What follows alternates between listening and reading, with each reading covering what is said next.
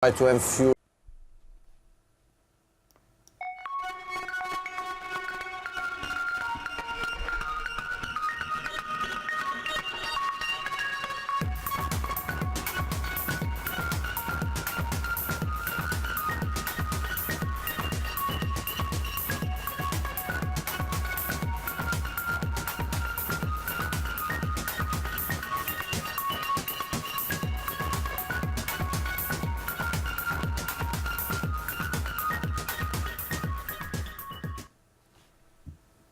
Hello and welcome to Spare Change News TV. My name is Sam Baltrusis. I'm the editor-in-chief of Spare Change News. Joining me today is Jason Weeks. Hey, Sam. Hello. He's the executive director of the Cambridge Arts Council. And so how did you, so we're going to talk about the big festival happening this Saturday, June 6th. It's from noon to 6 p.m. in Central Square, right over in this area. So how did you, tell me about the history of your involvement with the Arts Council. Well, I'm in my 15th year, Sam, which is sometimes surprising to think that it's been that many years. But I moved to Massachusetts 22 years ago from the state of North Carolina, and I'd always been involved in the arts. I'd grown up in the arts, a family of practitioners in theater and music, and my brothers and I all participated as well. I studied music as an undergraduate down in North Carolina, and then decided to move to Massachusetts for greener pastures, sight unseen. And I landed in Brighton. I did my obligatory number of years in Brighton, almost 10, and I have never not worked in the city of Cambridge. And I came to Massachusetts largely because of Cambridge and the reputation for the arts here in the city. So I feel very fortunate and blessed to be part of the Arts Council and the arts scene here in the city.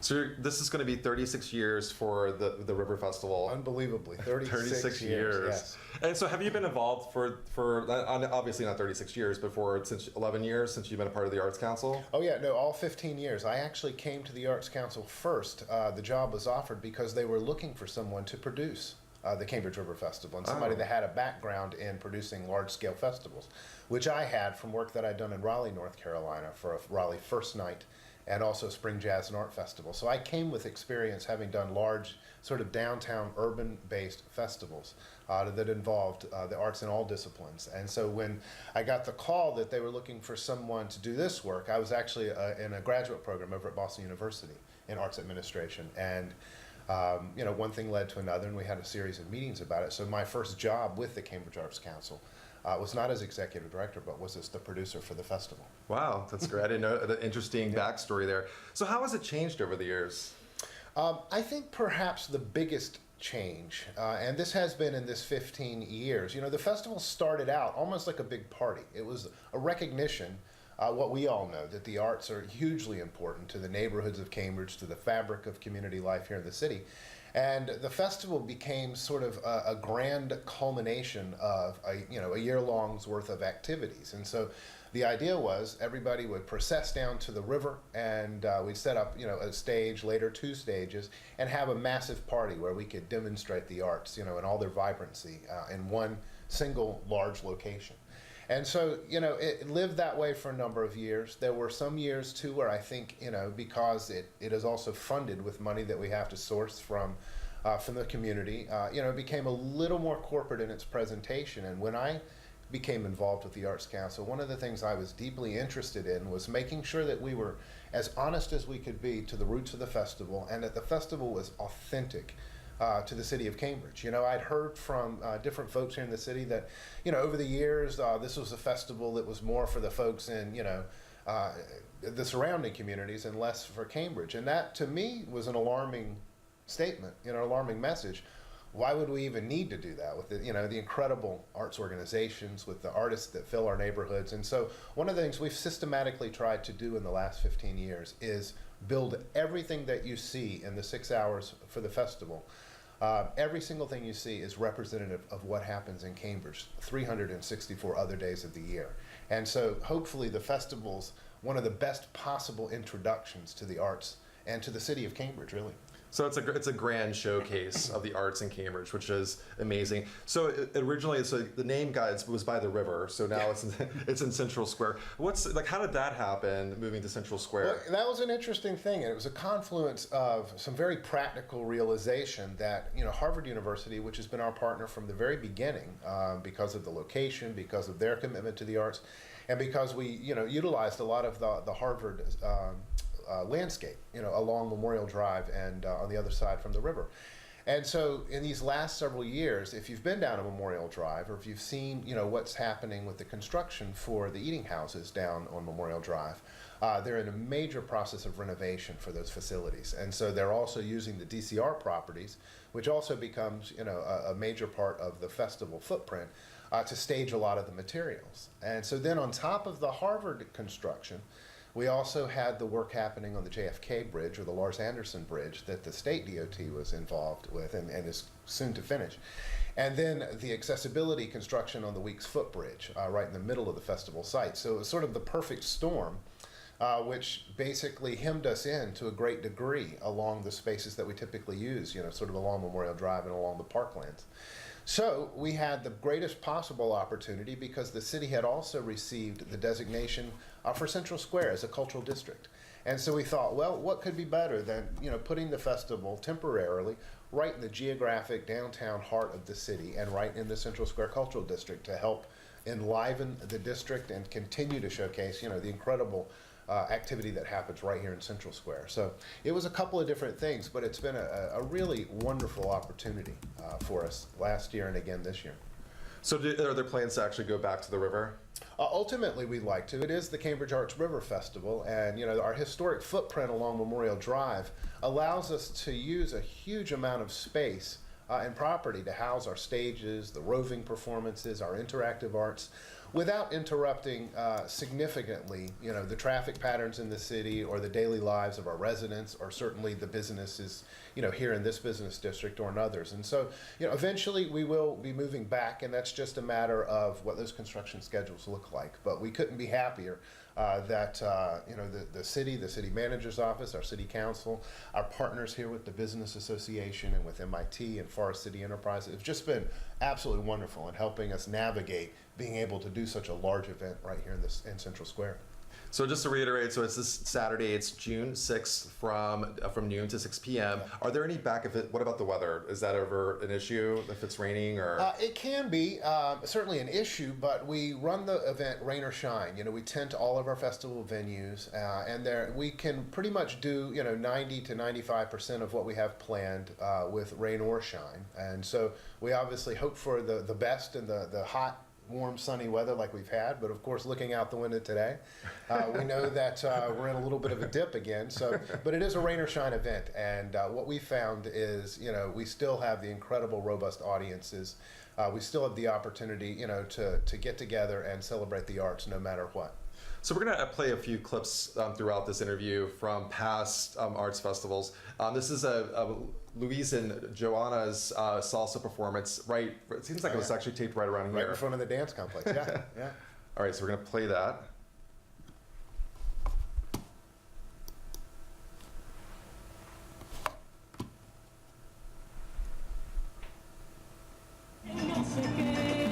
Oh, so agua.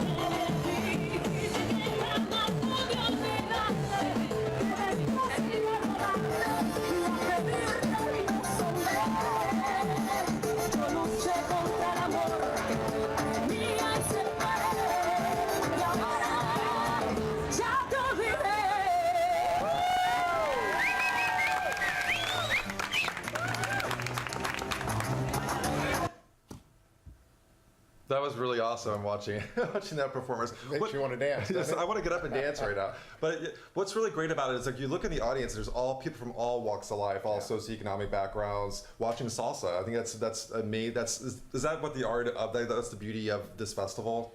Absolutely. You'll see anyone and everyone from all walks of life as part of the Cambridge River Festival, both with our stage performances, with the roving performances, but most especially with our audience. And one of the beauties of having been here in Central Square in the Cultural District is, Central Square is right at the intersection of 5 of our neighborhoods.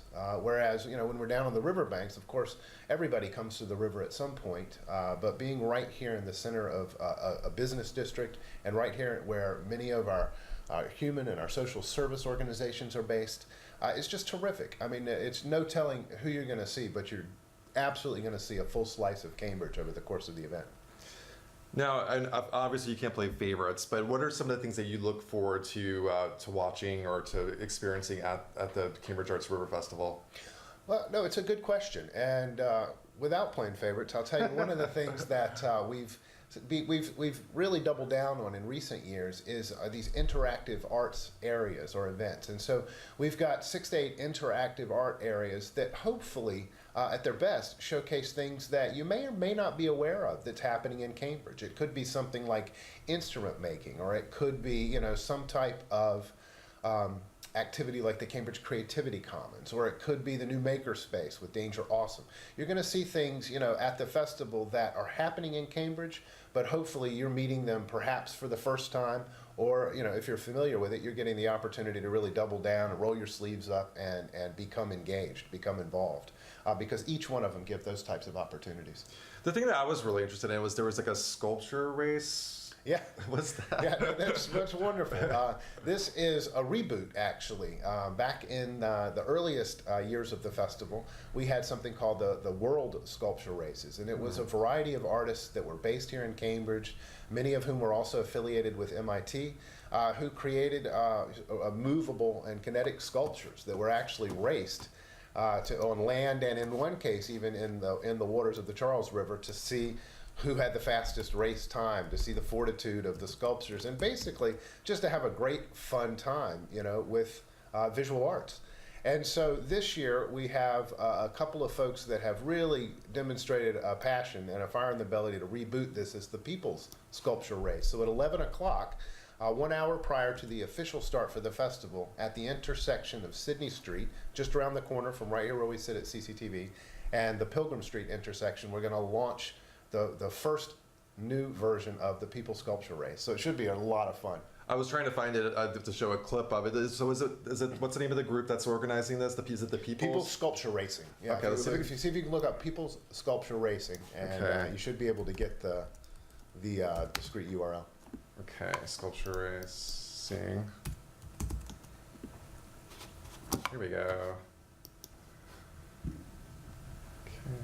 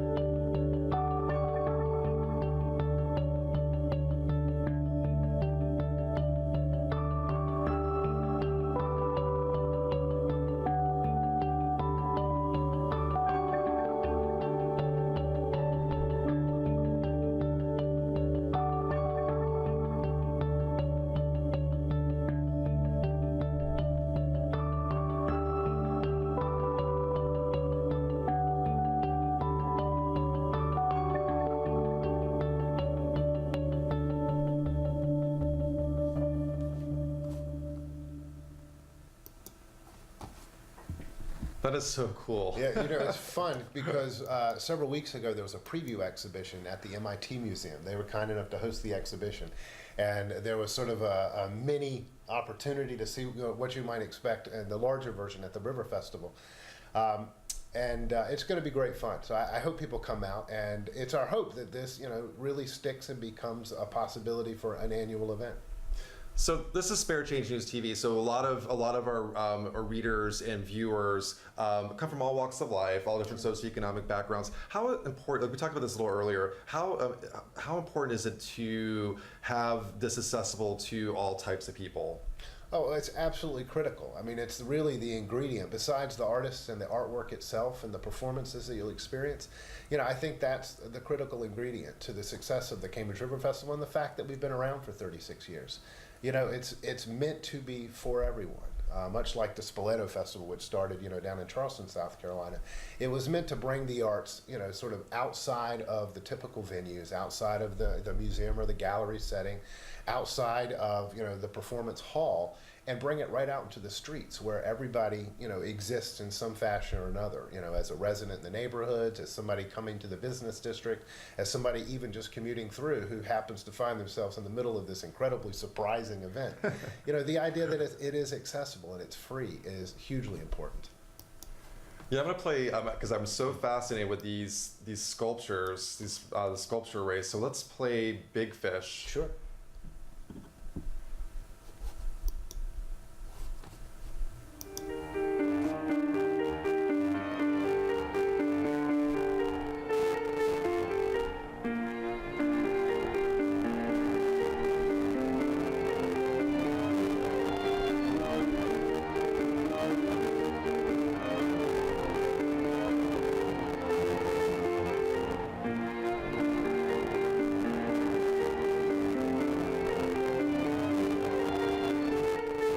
Massachusetts, and at Buttrick Estate across the Concord River.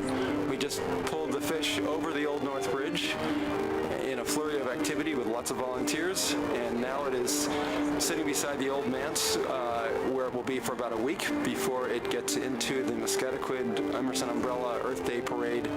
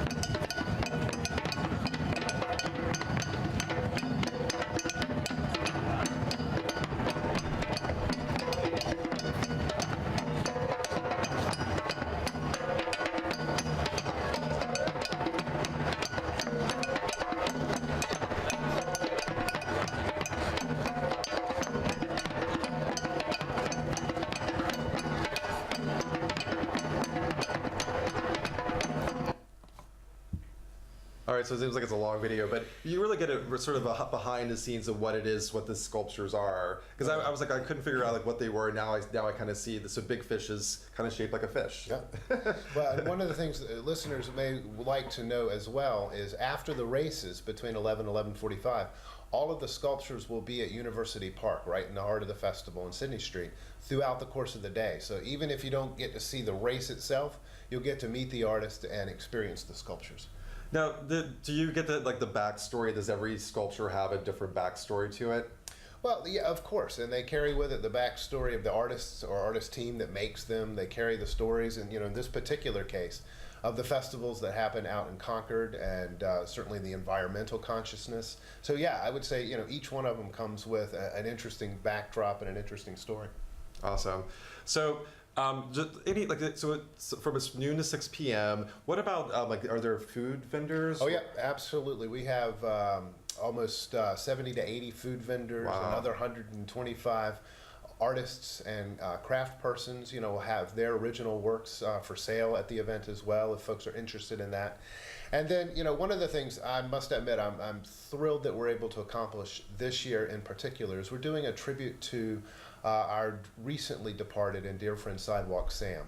Sidewalk Sam, I know, is also known to the spare change community, and was just a great friend to all of us in the arts community, and particularly a good friend of mine. And we worked with Sidewalk for many years to do his artwork and chalk artwork in different locations around the city, and in coordination with the River Festival. And so we're going to do a large-scale tribute and invite people to come out and chalk, to do their own work, but to also participate and be part of a much larger work that will unveil something towards the end of the day in celebration of Sidewalk Sam.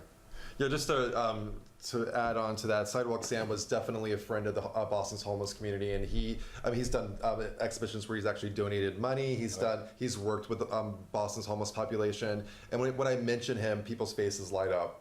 When I talk to the vendors or to people who are homeless, they really have a place in their heart for Sidewalk Sam. Yeah, I think that's absolutely right. I have this mental vision of Sidewalk, and it's been sort of stuck in my brain ever since I learned the very sad news of his death. Of him sitting in his wheelchair, because as many of you will know, he was confined to a wheelchair for many, many years, but his spirit was certainly never confined to a wheelchair. And there's this image where his arms are outstretched, just like he's literally given the world a hug. And if you spend any time in Sidewalk Sam or Bob's company, I mean, that's exactly the person he was. And so, that authentic spirit was infectious. And we all certainly were, positively influenced by it. And we're hoping to give a little bit of that back at the festival and during the course of the festival. So, we'll have chalk on hand, bring your own thoughts and memories of Sidewalk. We'll be doing photographs.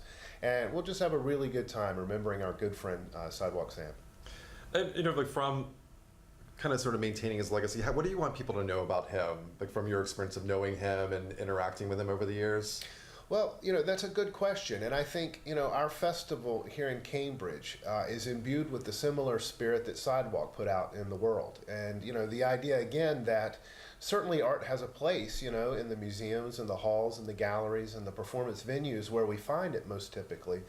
But more than that, it's a bigger experience. It's an experience that we all should share, and we should all be together to share. And, being out in a pedestrian space like sidewalks and streets and plazas and open parks, that gives us an opportunity to come together and celebrate the arts as a community, not just individually. And I think that's something that Bob would dearly love, and something, he taught me and he taught all of us that he came in contact with. That's amazing. So if people want more information, any recommendations for your websites? Absolutely. It's very simple. Cambridge Arts is plural, artscouncil.org. There are opportunities to volunteer. There's the program and brochure we have in a digital version. We'll very soon this week have the printed version as well. And so you can plan your event, your experience in advance.